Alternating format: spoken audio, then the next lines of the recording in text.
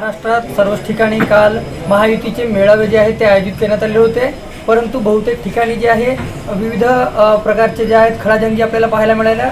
स्थानिक नेते जे आहेत, जे घटक पक्ष आहेत, त्यांच्या नेत्यांमध्ये कुठेतरी समन्वयाचा अभाव काल दिसून आला. अशातच भंडाऱ्यातही आयोजित महामेळाव्यात आमदार नरेंद्र भोंडेकर जे आहेत ते मध्येच कार्यक्रमस्थळी निघून गेले होते.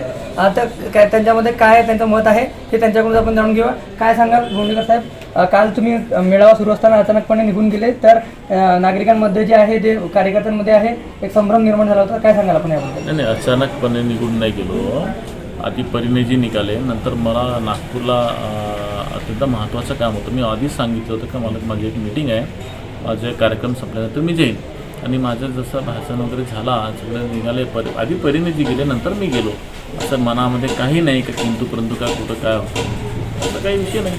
पण आपण जे आहे आंबोरा पुलाच्या उद्घाटनाच्या कार्यक्रमातही नव्हते, आपल्या विधानसभा क्षेत्रातील जो काम होता तरी, तर त्याबद्दल नाही, माझ्या विधानसभात कार्यक्रम नव्हता. तो उमरड विधानसभात कार्यक्रम होता, नागपूर जिल्ह्यात कार्यक्रम होता.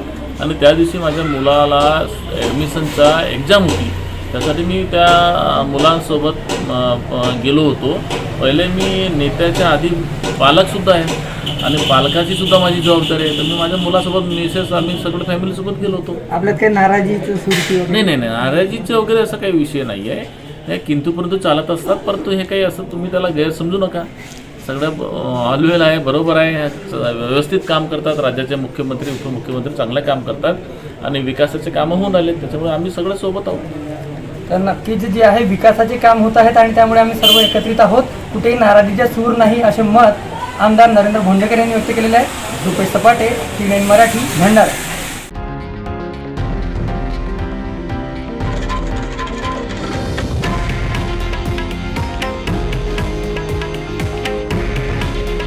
हे आहे देशातील नंबर 1 न्यूज नेटवर्क आणि आपण पाहत आहात TV9 मराठी.